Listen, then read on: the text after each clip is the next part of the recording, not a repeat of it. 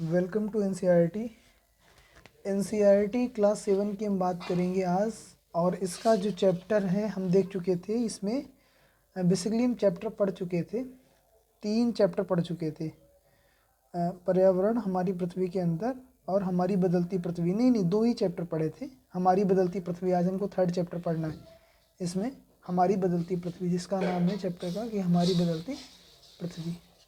तो हम ये चैप्टर पढ़ेंगे आज और देखेंगे कि इसमें है क्या बेसिकली, और इसमें किन किन चीज़ों पे ज़्यादा फोकस किया गया है, हमारी पृथ्वी में क्या चेंजेस आ रहे हैं और क्या जो चेंजेस हैं।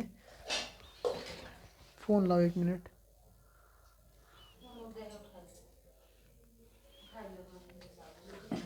तो पृथ्वी में क्या क्या आ रहे हैं चेंजेस।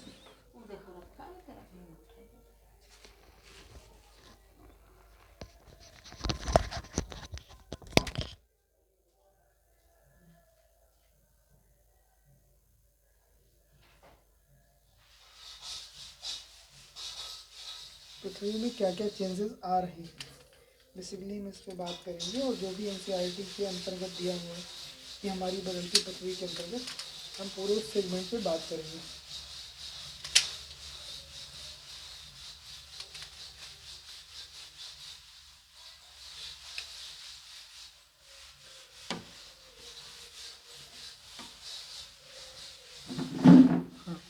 तो हम पूरे टॉपिक्स पे, इन सारे टॉपिक्स पे हम बात करेंगे और देखेंगे कि क्या क्या इसमें बताने की कोशिश की गई है। तो हम चैप्टर ओपन करते हैं, हमारी बदलती पृथ्वी। सॉरी। तो हमारी पृथ्वी के अंदर ये चैप्टर हो गया था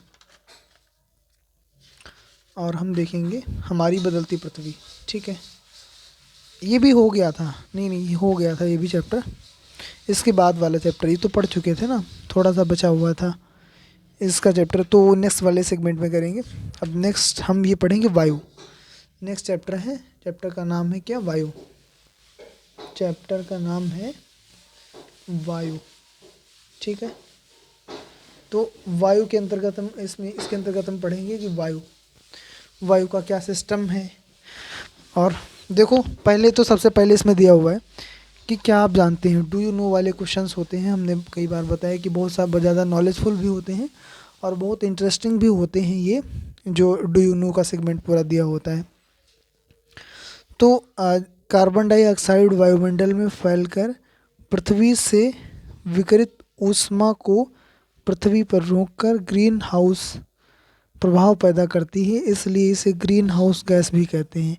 ठीक है, तो जो कार्बन डाइऑक्साइड है CO2 वायुमंडल में फैल जाता है। और जो पृथ्वी से विकिरित ऊष्मा होती है ना, जैसे जो पहले तो दिन भर क्या होती है कि पृथ्वी ऊर्जा अवशोषित करती है, और शाम को मतलब जब रात होने जाती है तो ये सब पूरा जो है जितनी भी विकिरण कर देती है पृथ्वी का, ये जो ऊष्मा होती है विकिरित हो जाती है, विकिरण की क्रिया द्वारा वायुमंडल के ऊपर निकल जाती है अंतरिक्ष में। लेकिन जो कार्बन डाइऑक्साइड होता है, तो कार्बन डाइऑक्साइड इसी को रोककर, जो विकिरण का प्रोसेस होता है और ये जो गैसेस हैं उनको रोक लेता है, और मतलब जो है वातावरण में क्या कि ऊष्मा पैदा कर देता है। इसीलिए ऊष्मा को पृथ्वी पर रोककर ग्रीन हाउस प्रभाव पैदा करता है, इसीलिए इसे ग्रीन हाउस गैस कहते हैं। इसीलिए कार्बन डाइऑक्साइड को क्या कहते हैं, ग्रीन हाउस गैस। और इसके अभाव में धरती इतनी ठंडी हो जाती कि इस पर रहना असंभव होता। किंतु जब कारखानों एवं कार के धुएं से वायुमंडल में इसका स्तर बढ़ता है, तब ऊष्मा के द्वारा पृथ्वी का तापमान बढ़ता है। इसे भूमंडलीय ताप कहते हैं, ग्लोबल वार्मिंग कहते हैं। ठीक है, तो देखो पहले तो इसका काम मतलब इसका काम तो पॉजिटिव वे में ही है कि जो पूरी जो गैसेस निकलती हैं, जो विकिरण होता है, और जो मतलब देखो जो गैसेस होती हैं गर्म गैसेस, उनको रोकता है और वायुमंडल को गर्म रखता है। और ये ना हो, कार्बन डाइऑक्साइड ना हो, और जो इस पूरी पृथ्वी का दिन में तो पृथ्वी इतनी ज़्यादा ठंडी हो जाएगी, मतलब गर्म हो जाएगी, और रात में बहुत ठंडी हो जाएगी।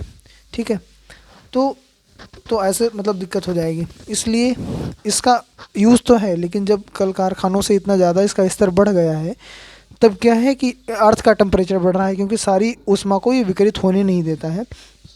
और इसीलिए इसको क्या कहते हैं, ग्लोबल वार्मिंग नाम दिया गया है। और तापमान में इस वृद्धि के कारण पृथ्वी के सबसे ठंडे प्रदेश में जमी हुई बर्फ़ पिघलती है। अब जब पृथ्वी का तापमान बढ़ता है तो क्या होता है कि जो जमी हुई गैस है, जो जमी हुई बर्फ़ है, वो क्या होती है, पिघलती है, जिसके परिणाम स्वरूप समुद्र के जलस्तर में वृद्धि होती है।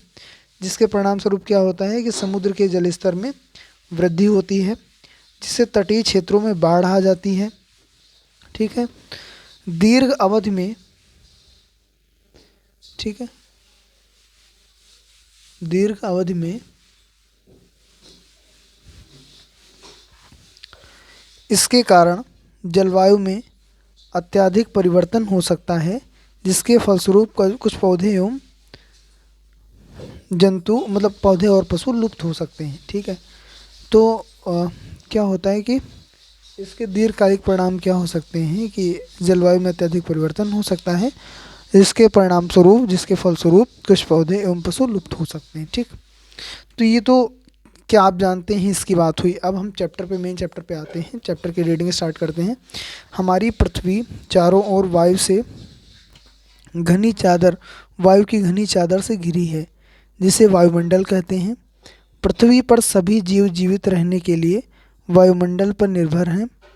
यह हमें सांस लेने के लिए वायु प्रदान करता है एवं सूर्य की किरणों के हानिकारक प्रभाव से हमारी रक्षा करता है।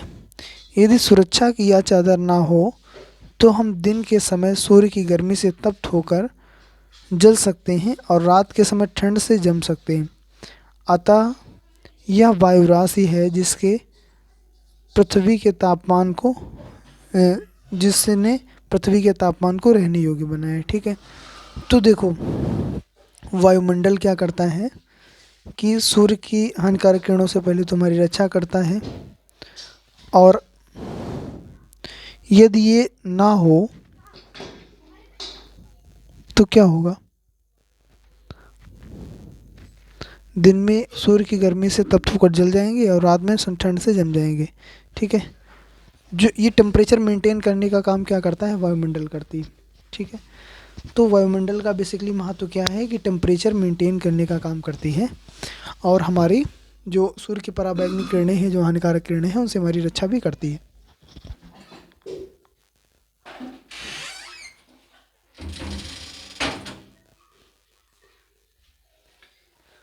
ठीक है, इसके बाद में इसमें दिया हुआ है वायुमंडल का संगठन, कंपोजिशन दिया हुआ है कि वायुमंडल किन किन चीज़ों से मिलकर बना हुआ है और इसका संगठन किस किस टाइप से है। तो क्या आप जानते हैं कि जिस वायु का उपयोग हम सांस लेने के लिए करते हैं, वास्तव में वह अनेक गैसों का मिश्रण होती है। नाइट्रोजन तथा ऑक्सीजन ऐसी दो गैसें हैं जिनसे वायुमंडल का बड़ा भाग बना है। ठीक है, तो ऑक्सीजन 21% और नाइट्रोजन 78%, दोनों मिला के 99% पूरा जो वायुमंडल का भाग है, जो वायुमंडल का कंपोजिशन है 99%, वो इन दोनों से ही मिलके बना हुआ है। ठीक है, carbon dioxide, helium, ozone, argon एवं हाइड्रोजन कम मात्रा में पाई जाती हैं। तो 1% में देखो ये सारी गैसेस हैं। ठीक है, 1% में ये सारी गैसेस हैं। अब उसमें देख भी सबसे ज़्यादा क्या है, आर्गन है, फिर कार्बन डाइऑक्साइड है। ठीक, और आर्गन इसमें, अब इसमें इसको देख लीजिए, ये जो पाई चार्ट बना हुआ है, तो पाई चार्ट में 78% तो ये हो गया, 78% क्या हो गया, नाइट्रोजन। ऑक्सीजन 21%, टोटल मिला के कितना हो गया, 99%। ठीक, अब 1% में अन्य गैसें हैं। अन्य में भी देखो दो मेजर गैसेस हैं, क्या कि आर्गन 0.93%, मतलब 1% से थोड़ा सा कम, और कार्बन डाइऑक्साइड 0.03% कार्बन डाइऑक्साइड, और 0.04% में अन्य सभी गैसेस हैं। ठीक, तो ये कंपोजिशन है पूरा इसका। इसके बाद में सॉरी इसके बाद में हम देखते हैं हाइड्रोजन कम मात्रा में पाई जाती है।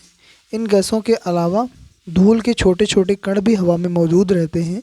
चित्र 4.1 में वृत्तारेख में देखा जा सकता है। देखो सर्किल फॉर्म में एक बना है ना, पाई चार्ट। तो इसमें इसमें दर्शाया गया है, जिसमें वायु के विभिन्न संगठनों के प्रतिशत दर्शाए गए हैं। ठीक है, हाँ, वायु के विभिन्न संगठनों के परसेंटेज भी दर्शाए गए हैं। नाइट्रोजन वायु में सर्वाधिक पाई जाने वाली गैस है। नाइट्रोजन क्या है कि वायु में सर्वाधिक पाई जाने वाली गैस है। जब हम सांस लेते हैं तब फेफड़ों में कुछ नाइट्रोजन ले जाते हैं और फिर उसे बाहर निकाल देते हैं, परंतु पौधों को अपने जीवन के लिए नाइट्रोजन की आवश्यकता होती है। ठीक, अब देखो हम क्या करते हैं कि सांस लेते हैं और नाइट्रोजन पहले तो लेते हैं फिर बाहर निकाल देते हैं, लेकिन पौधे क्या करते हैं कि पौधों को होती है यूज़, हमको तो कोई यूज़ है नहीं नाइट्रोजन का, पौधों को नाइट्रोजन का यूज़ होता है और वे सीधे नाइट्रोजन और वे वायु से सीधे नाइट्रोजन नहीं ले पाते। मृदा तथा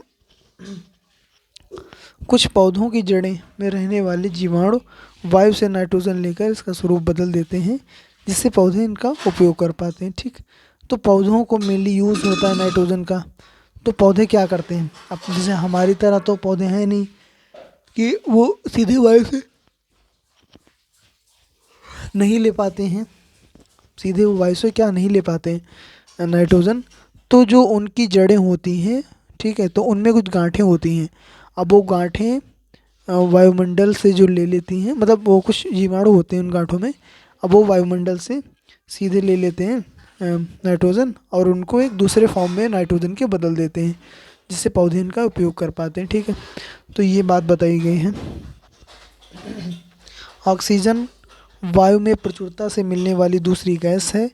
मनुष्य तथा पशु सांस लेने के लिए वायु से ऑक्सीजन प्राप्त करते हैं। हरे पादप प्रकाश संश्लेषण द्वारा ऑक्सीजन उत्पन्न करते हैं। इस प्रकार वायु में ऑक्सीजन की मात्रा समान बनी रहती है। ठीक, तो जितने भी मतलब पौधे होते हैं, पेड़ पौधे होते हैं, वो क्या करते हैं कि ऑक्सीजन रिलीज़ करते हैं फोटोसिंथेसिस प्रोसेस के द्वारा, और जो जंतु होते हैं, ठीक है, वो क्या करते हैं, ग्रहण करते हैं श्वसन की क्रिया द्वारा ऑक्सीजन।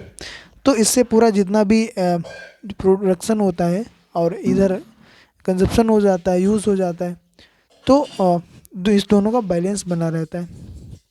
ठीक है, अब क्या है, समान बनी रहती है। यदि हम वृक्ष काटते हैं तो यह संतुलन बिगड़ जाता है।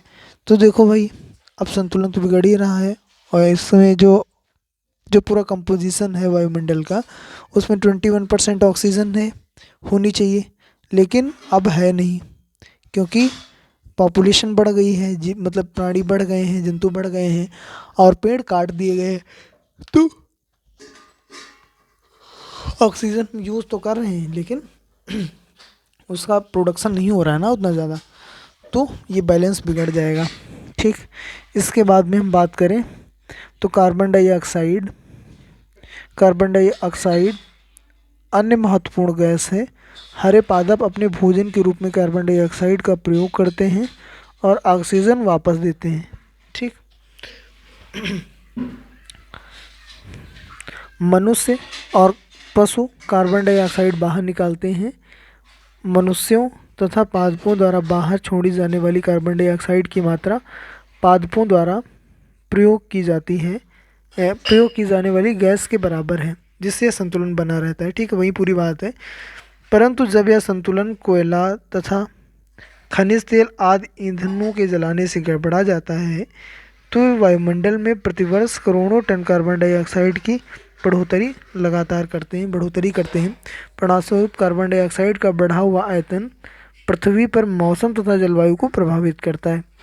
तो उसका टेम्परेचर बढ़ा देता है, जिससे जलवायु और मौसम भी मतलब बदल जाते हैं, वो प्रभावित होते हैं।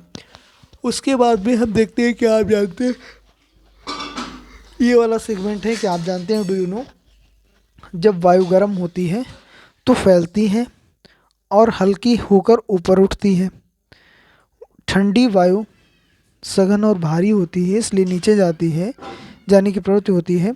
गर्म वायु के ऊपर उठने से आसपास के क्षेत्रों में ठंडी वायु रिक्त स्थान को भरने के लिए वहां आ जाती है। इस प्रकार वायु चक्र चलता रहता है। ठीक है, तो जब वायु गर्म होती है तब ऊपर उठती है और उसका स्थान भरने के लिए जो आसपास की ठंडी वायु होती है वो वापस आ जाती है और ये चक्र चलता रहता है। ठीक है। इसके बाद में देखो, अब ये ग्लोबल वार्मिंग का सिस्टम है। देखो न्यूज़पेपर में बहुत सारी कटिंग दी हुई है। ठीक। क्या भूमंडलीय तापन आज विश्व में गंभीर समस्या है। देखो न्यूज़ की कटिंग्स हैं, इसमें बताया गया है कि मतलब अलग अलग न्यूज़पेपर्स अलग अलग तरीके से आर्टिकल्स छाप रहे हैं इसके विषय में। उसके बाद में हम वायुमंडल की संरचना की बात करते हैं। अभी तो हम संगठन की बात किए हैं कि वायुमंडल का कंपोजिशन क्या होगा। ठीक। इसके बाद में हम बात करते हैं इसकी संरचना की, कि कैसे कैसे इसकी संरचना है। तो हमारा वायुमंडल 5 परतों में विभाजित है, जो पृथ्वी की सतह से आरंभ होती हैं। ये हैं क्षोभमंडल, समतापमंडल, मध्यमंडल, आयनमंडल और वायुमंडल एवं नहीं बाह्यमंडल एवं बाह्यमंडल या बहिर्मंडल। ठीक है। क्षोभमंडल, समतापमंडल, मध्यमंडल, आयनमंडल और बहिर्मंडल। ठीक। तो ये बाह्य वायुमंडल को ही मतलब वो तापमंडल, क्षोभमंडल, समतापमंडल, मध्यमंडल, आयनमंडल कहते हैं। ठीक, इसको कहते हैं। और ये देखो, तो ये 5 परतें होती हैं। क्षोभमंडल या पृथ्वी या परत वायुमंडल की सबसे महत्वपूर्ण परत है। इसकी औसत ऊंचाई 13 किलोमीटर है। हम इसी मंडल में मौजूद वायु में सांस लेते हैं। मौसम की लगभग सभी घटनाएं जैसे वर्षा, कोहरा, ओलावृष्टि इसी के अंतर्गत होती हैं। ठीक। तो क्षोभ मंडल में क्या होता है कि इसी में सारी चीज़ें होती हैं। दूसरा समताप मंडल। क्षोभ मंडल के ऊपर का भाग समताप मंडल कहलाता है। यह लगभग 50 किलोमीटर की ऊंचाई तक फैला है। ठीक, यह लगभग समताप मंडल के 50 किलोमीटर की ऊंचाई तक फैला है। यह बादलों एवं मौसम संबंधी घटनाओं से लगभग मुक्त होता है। इसके फलस्वरूप यहाँ परिस्थितियों में हवाई जहाज़ उड़ाने के लिए परिस्थितियाँ आदर्श होती हैं, उड़ाने के लिए आदर्श होती हैं। समताप मंडल की एक महत्वपूर्ण विशेषता यह है कि इसमें ओजोन गैस की परत होती है। ठीक है, इसमें क्या होती है, ओजोन गैस की परत होती है। यह परत सूर्य से आने वाली हानिकारक गैसों से हमारी रक्षा करती है। यह परत सूर्य से आने वाली हानिकारक गैसों से हमारी रक्षा करती है। तो इसमें बेसिकली क्या होता है, तो पहली बात तो ये 50 किलोमीटर होता है समताप मंडल, जो क्षोभ मंडल नहीं मतलब ज़मीन से नहीं होता है, कहलाता है। ये लोग 50 किलोमीटर की ऊंचाई तक फैला होता है। ठीक, 50 किलोमीटर ऊंचाई तक फैला हुआ है। और दूसरा इसमें क्या होता है कि ओजोन लेयर इसी में पाई जाती है। यहाँ पे जहाज़ उड़ाए जाते हैं। इसके बाद में ओजोन लेयर होती है, वो सूर्य से हमारी रक्षा करती है। उसके बाद में मध्यमंडल की हम बात करें, क्षोभ मंडल, समताप मंडल हो गया। मध्यमंडल की बात करते हैं, यह वायुमंडल की तीसरी परत है। ठीक है, यह वायुमंडल की 1 मिनट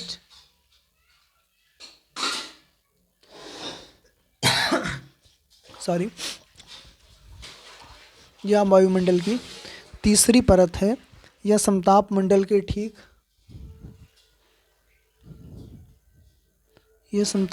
के ठीक ऊपर होती है। यह लगभग 80 किलोमीटर की ऊंचाई तक फैली होती है। अंतरिक्ष में प्रवेश करने वाले उल्कापिंड इसी परत में आकर जल जाते हैं। ठीक, मध्यमंडल में क्या होता है कि जो उल्कापिंड होते हैं वो इसी परत में आकर जल जाते हैं और नष्ट हो जाते हैं जल के। इसके बाद में आयनमंडल या बाह्य वायुमंडल की ऊंचाई के साथ तापमान में अत्यधिक तीव्रता से ऊंचाई के साथ तापमान तीव्रता से बढ़ता है। आयनमंडल इस परत का एक भाग है। अच्छा, आयनमंडल इस परत का एक भाग है। यह 80 से 400 किलोमीटर तक फैला है। रेडियो संचार के लिए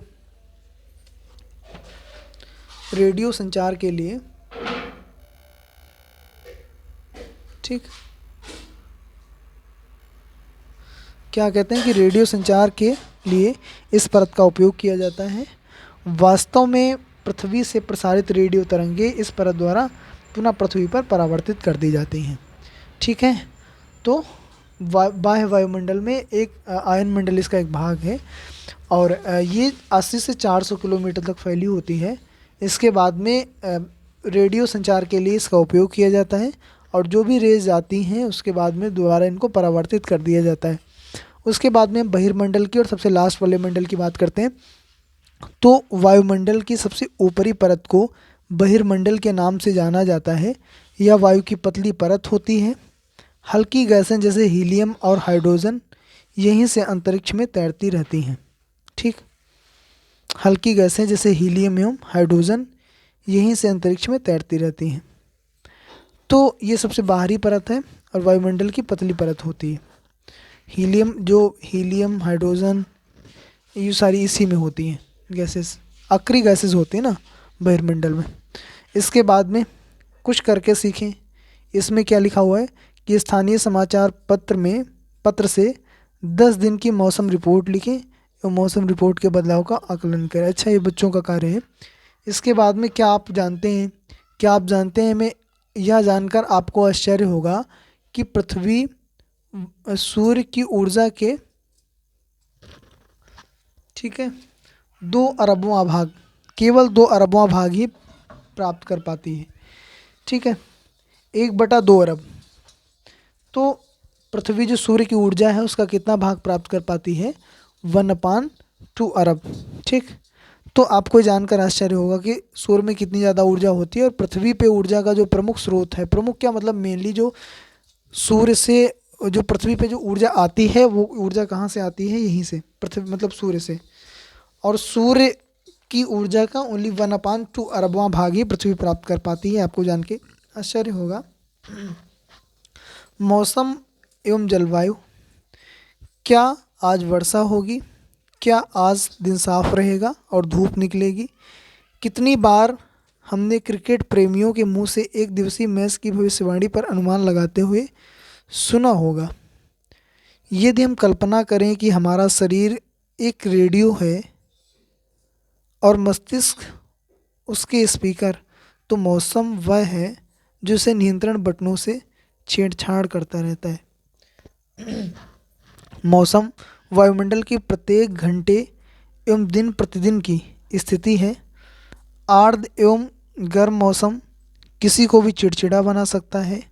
अच्छा हवादार मौसम हमें आनंद देता है और हम घूमने की योजना भी बना सकते हैं। मौसम नाटकीय रूप से दिन प्रतिदिन बदलता रहता है, किंतु दीर्घ काल में किसी स्थान का औसत मौसम उस स्थान की जलवायु बताता है। तब देखो, दिन प्रतिदिन की मतलब वायुमंडल में दिन प्रतिदिन की होने वाली घटनाओं में परिवर्तन को ही मौसम कहते हैं, और उसके जो लॉन्ग टर्म का एक औसत होता है उसको कहते हैं जलवायु। ठीक, तो क्या अब आप समझ गए कि हम मौसम का दैनिक पूर्वानुमान क्यों करते हैं? क्या आप समझ गए कि हम मौसम का दैनिक पूर्वानुमान क्यों करते हैं? ठीक, तो इसके बाद में अब ये तो हम क्या आप जानते हैं वाला सेगमेंट पढ़ चुके थे। अब हम मौसम और जलवायु जान गए कि मौसम और जलवायु क्या है, कि वायुमंडल में दिन प्रतिदिन की होने वाली घटनाओं में परिवर्तन को ही मौसम कहते हैं, और इसका जो औसत होता है उसको कहते हैं जलवायु। ठीक, उसके बाद में तापमान। आप प्रतिदिन जिस तापमान का अनुभव करते हैं वह वायुमंडल का तापमान होता है। वायु में मौजूद ताप एवं शीतलता के परिमाण को तापमान कहते हैं। तो तापमान किसको कहते हैं? बेसिकली कि वायु में जितना भी टेम्परेचर होता है उसका जो मेजरमेंट होता है उसको कहते हैं तापमान। ठीक, वायुमंडल का तापमान केवल दिन और रात में ही नहीं बदलता बल्कि ऋतुओं के अनुसार भी बदलता रहता है। शीत ऋतु की अपेक्षा ग्रीष्म ऋतु ज़्यादा गर्म होती है। आपतन एक महत्वपूर्ण कारक है। ठीक है, आपतन मतलब प्रकाश का गिरना तापमान के वितरण को प्रभावित करता है। सूर्य से आने वाली वह ऊर्जा जिसे पृथ्वी रोक लेती है आपतन कहलाती है। देखो है ना कि सूर्य से जो आने वाली ऊर्जा है, जो प्रकाश है, उसमें जो टेम्परेचर होता है जो पृथ्वी पर गिरता है उसको कहते हैं आपतन। ठीक है, आपतन सूर्यताप की मात्रा भूमध्य रेखा से ध्रुवों की ओर घटती है। तो देखो भूमध्य रेखा पे तो सूर्य सबसे ज़्यादा चमकता है और सबसे ज़्यादा प्रकाश वहीं पे और ऊर्जा सबसे ज़्यादा वहीं पे आपतित होती है भूमध्य रेखा के पास में। और भूमध्य रेखा से उत्तर 365 दिन सूर्य कहाँ रहता है कि 23.5 डिग्री उत्तर से 23.5 डिग्री दक्षिण तक ही चक्कर लगाता रहता है, और 23.5 डिग्री उत्तर से जब चलता है तो भूमध्य रेखा पे, तो मैक्सिमम टाइम भूमध्य रेखा के आसपास रहता है, और 23.5 डिग्री के चारों ओर चक्कर लगाता है। तो क्या कहते हैं इसको, हाँ, तो ये ध्रुवों पर घटती जाती है, तो बिल्कुल, क्योंकि आपतन वहाँ पे कम हो जाएगा, और आप वहाँ पे प्रकाश की किरणें कैसे पड़ेंगी, बहुत मतलब तिरछी पड़ेंगी, और यहाँ पे सीधी पड़ेंगी, तो यहाँ पे तो आपतन ज़्यादा होगा। इसके बाद में यहाँ पे कुछ टूल्स दिए हुए हैं, तापमापी ताप मापता है, वायुदाब मापी, ठीक है, वायुदाब मापता है। इसके बाद में वाम दिग्दर्शी, ये हिंदी में नाम है, इंग्लिश में वैसे पूछे जाते हैं सब। वाम दिग्दर्शी का क्या यूज़ होता है, पवन की गति मापता है, ठीक है। वर्षा मापी, रेन गेज जिसको कहते हैं, वर्षा को मापता है, ठीक। इसके बाद में मौसम की जानकारी के लिए यंत्र बेसिकली इसमें दिया हुआ था। इसके बाद में हम बात करें तो क्या आप जानते हैं, डू यू नो वाला सेगमेंट फिर से आ गया है, बहुत ही इंटरेस्टिंग सेगमेंट है ये। सॉरी, तापमान को मापने की मापक इकाई डिग्री सेल्सियस है। इसका आविष्कार एंडर्स सेल्सियस ने किया था। सेल्सियस पैमाने पर जल 0 डिग्री सेल्सियस पर जमता है एवं 100 डिग्री सेल्सियस पर उबलता है, ठीक है। तो तापमान का जो मापक है ना, तापमान का जो मापक है, जो जिसको मतलब मेज़रमेंट इकाई है, जो यूनिट है, उसको कहते हैं सेल्सियस, और इसका डिग्री सेल्सियस, और इसका आविष्कार एंडर्स सेल्सियस ने किया था। और इसमें बताया है कि जो जल का एग्जांपल दिया है कि जल 0 डिग्री सेल्सियस पर जम जाता है इसमें, और 100 डिग्री सेल्सियस पर उबलता है। इसके बाद में क्या आप जानते हैं, इसमें लिखा हुआ है, क्या आप जानते हैं चांद पर वायु नहीं है, अतः वहाँ पर वायुदाब भी नहीं है।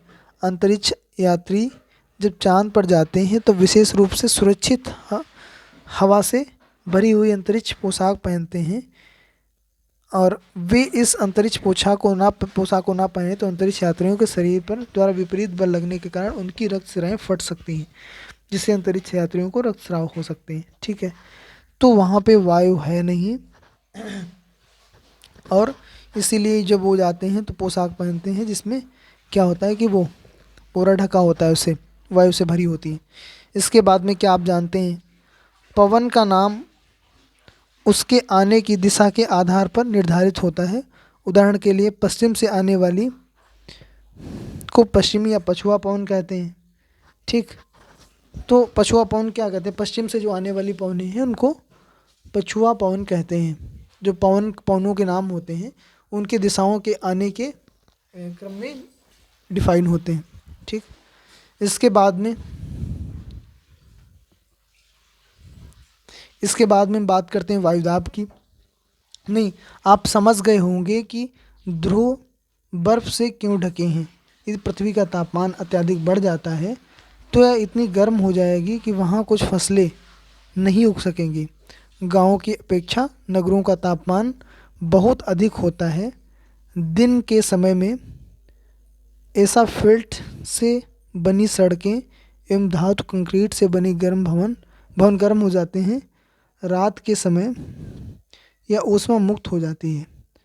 नगर के भीड़ वाले ऊंचे भवन गर्म वायु को रोक लेते हैं, जिससे नगरों का तापमान बढ़ता है, ठीक। सॉरी, तो आपने देखा कि मतलब नगरों का तापमान क्यों बढ़ता है और वहाँ का तापमान ज़्यादा क्यों है, ये सारी बातें बताई गई हैं इसमें। और जो वहाँ के कंक्रीट की जो सड़कें बनी होती हैं, ठीक है, कंक्रीट की जो सड़कें बनी हैं वो क्या करते हैं कि तापमान जो है वो गर्म हो जाते हैं बहुत जल्दी, उनमें वो एब्जॉर्ब नहीं कर पाते हैं और बहुत जल्दी जो है गर्म हो जाते हैं, उनके सहन करने की क्षमता होती नहीं, ठीक है। तो बहुत जल्दी हो जाते हैं गर्म, इसीलिए। और जो शाम को जब वो विकिरण वापस जा रहा होता है तो बड़ी बड़ी ऊंची ऊंची इमारतें उनको रोक लेती हैं, इस कारण से वहाँ पे टेम्परेचर हो जाता है हाई, ठीक। नगर के भीड़ वाले ऊंचे भवन गर्म वायु को रोक लेते हैं, जिससे नगरों का तापमान बढ़ जाता है। अब वायुदाब की हम बात करते हैं।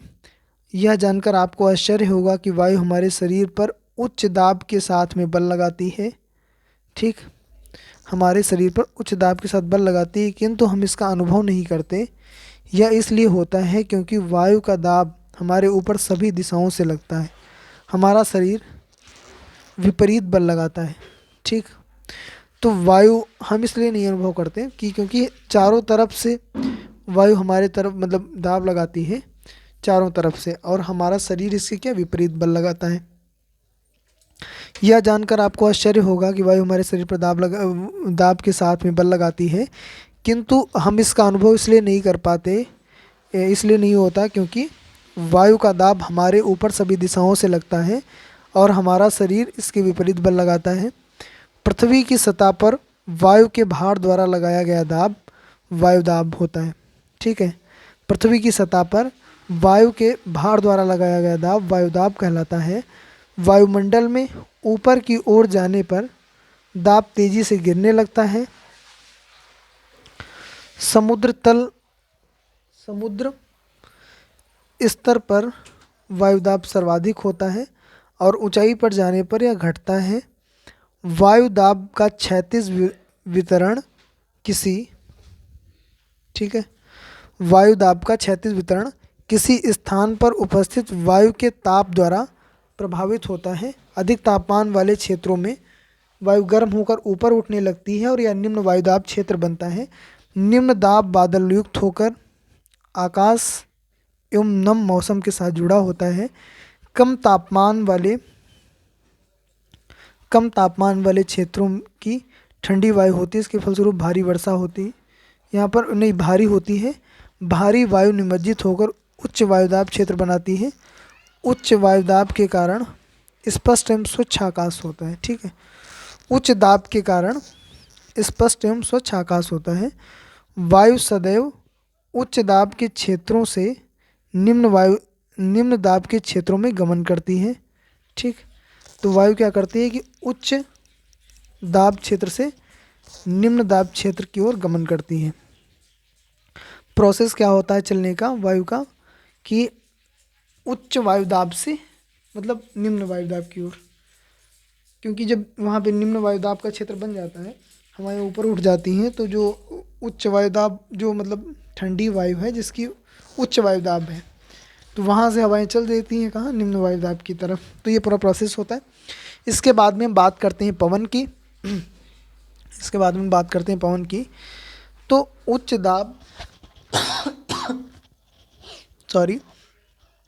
दाब क्षेत्र से निम्न दाब क्षेत्र की ओर वायु की गति को पवन कहते हैं। ठीक, तो क्या था कि उच्च दाब क्षेत्र से निम्न दाब क्षेत्र की ओर वायु की गति को पवन कहते हैं। आप पवन को काम करते देख सकते हैं जब यह सड़क पर गिरी पत्तियों को उड़ाती अथवा तूफान के समय पेड़ों को उखाड़ देती है। कभी कभी यह पवन धीरे धीरे बहती है। आप इसे महीन धूल और धुएं को उड़ाते देख सकते हैं। कभी कभी पवन इतनी तेज़ होती है कि विपरीत दिशा में चलना कठिन हो जाता है। आपने अवश्य अनुभव किया होगा कि तेज़ पवन में छाता के कारण आपके छाता लेकर चलना आसान नहीं है। 3 अन्य उदाहरण सोचिए। ठीक है, जब तेज पवन के कारण आपके लिए समस्या उत्पन्न हुई हो। पवन को मुख्यतः 3 प्रकारों में विभाजित किया जा सकता है। ठीक, तो पवन की हमने बात की कि जब पवन क्या होती है, जब वहीं निम्न वायुदाब से उच्च वायुदाब से निम्न वायुदाब की ओर जब हवा चलती है, वायु चलती है, तब उसको कहते हैं पवन। और ये जो है ये उत्पन्न करती है परेशानी। अब इसको 3 प्रकार से बताया गया है। फर्स्ट स्थायी पवनें, व्यापारिक पश्चिमी एवं पूर्वी पवनें स्थायी पवनें हैं। ये वर्ष भर लगातार निश्चित दिशा में चलती रहती हैं। ठीक, फर्स्ट स्थायी पवनें, व्यापारिक पश्चिमी एवं पूर्वी पवनें स्थायी पवनें हैं, वर्ष भर लगातार निश्चित दिशा में चलती रहती हैं। दूसरा मौसमी पवनें, ये पवनें विभिन्न ऋतुओं में अपनी दिशा बदलती रहती हैं। उदाहरण के लिए भारत में मानसूनी पवनें, ठीक, ये मौसमी पवनें हैं। उसके बाद में स्थानीय पवनें, ये पवनें किसी छोटे क्षेत्र में वर्ष या दिन के किसी विशेष समय में चलती हैं।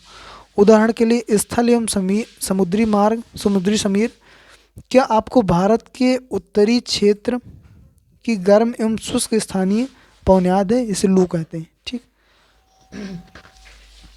तो 3 प्रकार की पवनें हैं। फर्स्ट है स्थायी पवनें, देन सेकेंड मौसमी पवनें, उसके बाद में हम पवन की बात करते हैं तो स्थानीय पवनें, ठीक। अब प्रमुख वायुदाब पेटियाँ, अब इस चित्र में आप देख सकते हैं 0 डिग्री उत्तर, 90 डिग्री उत्तर नॉर्थ, 90 डिग्री साउथ, ध्रुवीय पूर्वी पवनें। अब देखो इनका पूरा होता है कि इनका पूरा कॉन्सेप्ट है कि उत्तरी ध्रुव में इनका जो क्लॉकवाइज चलती हैं, उत्तरी ध्रुव में क्लॉकवाइज चलती हैं और पवनें, और दक्षिणी ध्रुव में चलती हैं एंटी क्लॉकवाइज पवनें, ठीक। तो ये इनका पूरा कॉन्सेप्ट है एक, इसको थोड़ा सा देखना पड़ेगा। सॉरी। उसके बाद में चक्रवात, ठीक। चक्रवात की बात करें, प्रमुख वायुदाब पेटी, ठीक। उसके बाद में हम बात करते हैं चक्रवात की।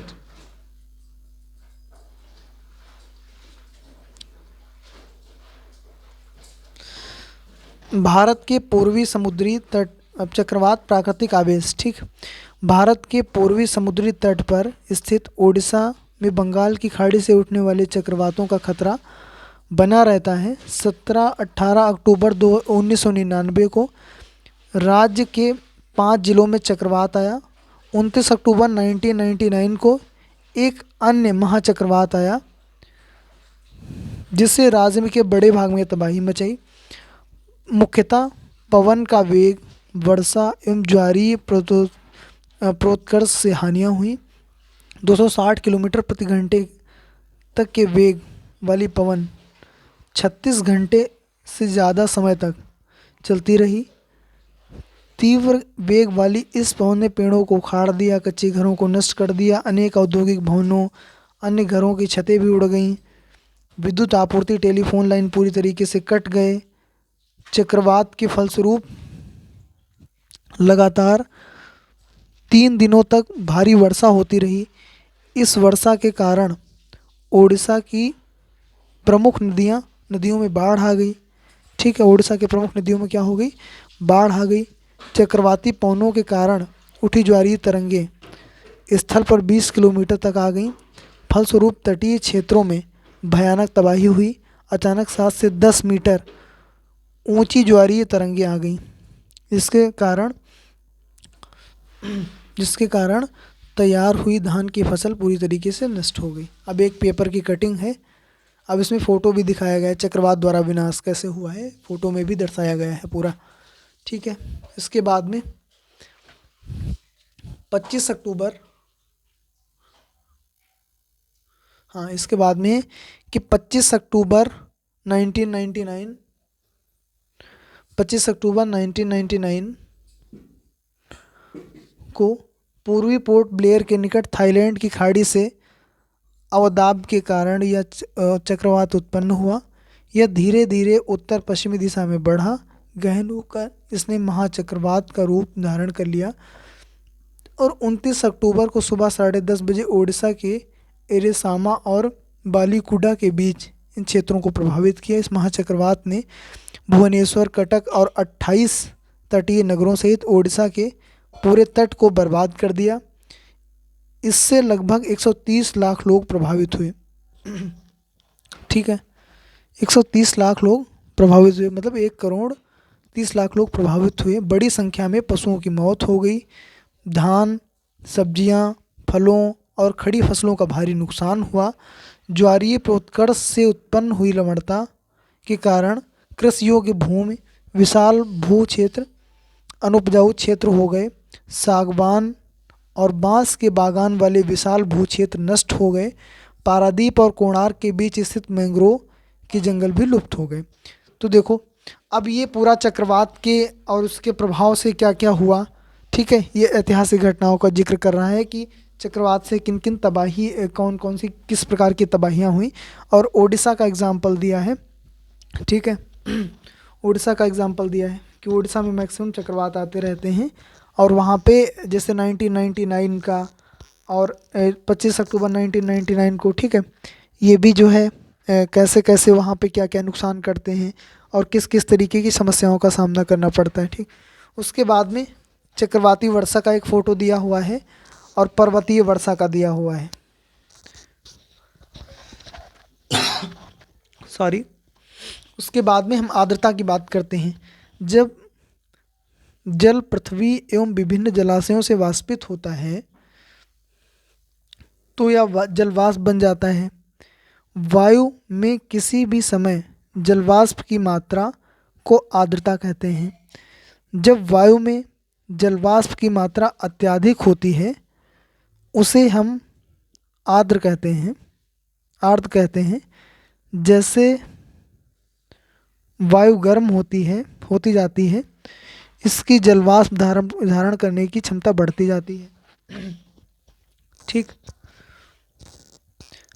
इस प्रकार की या और अधिक आर्द्र हो जाती है। आर्द्र दिन में कपड़े सूखने में काफ़ी समय लगता है, हमारे शरीर से पसीना आसानी से नहीं सूखता और यह असहज महसूस करते हैं। यह जब जलवाष्प ऊपर उठती है और यह ठंडा होना शुरू होती है, जलवाष्प संघनित होकर ठंडा जल होकर बूंद बनाते हैं। बादल इन्हीं जल बूंदों का ही एक समूह है। जब जल की ये बूंदें इतनी भारी हो जाती हैं कि वायु में तैर ना सकें, तब वे वर्षण के रूप में नीचे आ जाती हैं। ठीक है, तभी क्या होती है कि वर्षण के रूप में नीचे आ जाती हैं। आकाश में उड़ते हुए जेट जहाज अपने पीछे सफ़ेद पथ चिन्ह छोड़ते हैं। इनके इंजनों से निकली हुई नमी संघनित हो जाती है। वायु के गतिमान न रहने की स्थिति में यह संघनित नमी कुछ देर तक पथ में दिखाई देती है। वायु पर जल के रूप में गिरने वाला वर्षण वर्षा कहलाता है। ज़्यादातर भौम जल वर्षा जल द्वारा ही प्राप्त होता है। ठीक है, पौधे जल संरक्षण में मदद करते हैं। जब पहाड़ी पार्श्वों में पहाड़ी किनारों में, पार्श्व मतलब किनारों से पेड़ काट दिए जाते हैं तो जल द्वारा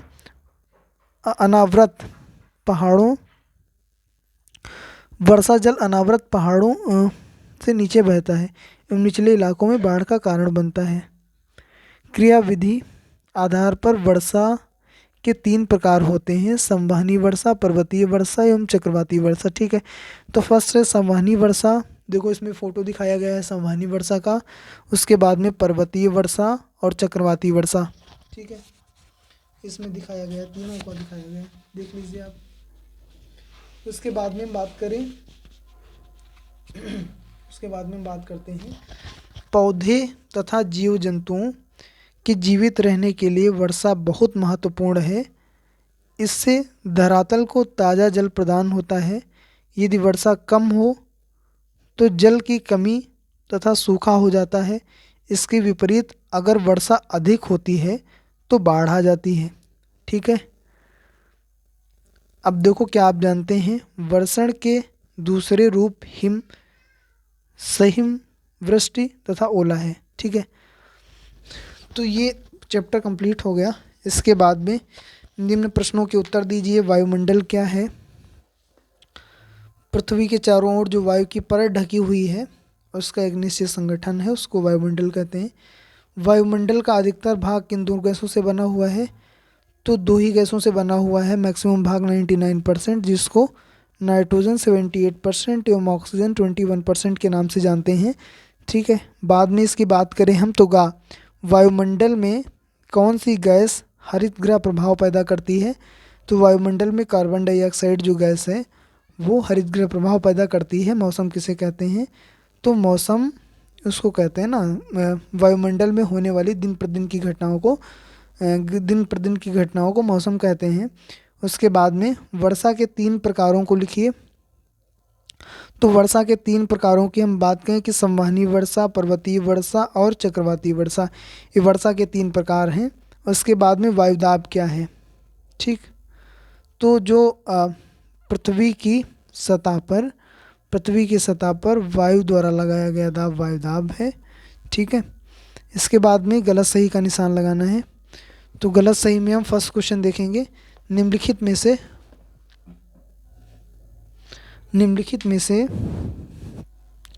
कौन सी गैस हमें सूर्य की हानिकारक किरणों से बचाती है? First carbon dioxide, nitrogen, ozone. तो ओजोन पे हम टिक लगाएंगे। इसके बाद में वायुमंडल की सबसे महत्वपूर्ण परत कौन सी है? क्षोभ मंडल, मध्यमंडल, बाह्य वायुमंडल। सॉरी, सबसे महत्वपूर्ण तो सारी होती हैं, एक बार देख लेंगे। मध्यमंडल नहीं, बाह्य वायुमंडल होगा, क्योंकि इसी में ओजोन होता है ना। सबसे महत्वपूर्ण परत इसी को कहते हैं, फिर देख लेंगे एक बार वैसे। इसके बाद में वायुमंडल की निम्न परतों में से कौन सी बादल विहीन है? ठीक, बादल विहीन, देखो क्षोभ मंडल में तो बादल बनते हैं, समताप मंडल में नहीं बनते हैं, मध्य मंडल में भी नहीं बनते होंगे, लेकिन समताप मंडल कहेंगे। इसके बाद में वायुमंडल की परतों में जब हम ऊपर जाते हैं तब वायुदाब क्या होता है? वायुदाब घट जाता है बेसिकली। नीचे वायुदाब ज़्यादा होगा और ऊपर जाएंगे तो वायुदाब क्या होगा? घट जाएगा। जब वृष्टि तरल रूप में पृथ्वी पर आती है तब उसे क्या कहते हैं? तब उसे वर्षा कहते हैं। बादल नहीं कहते, हिम भी नहीं कहते, वर्षा कहते हैं। ठीक,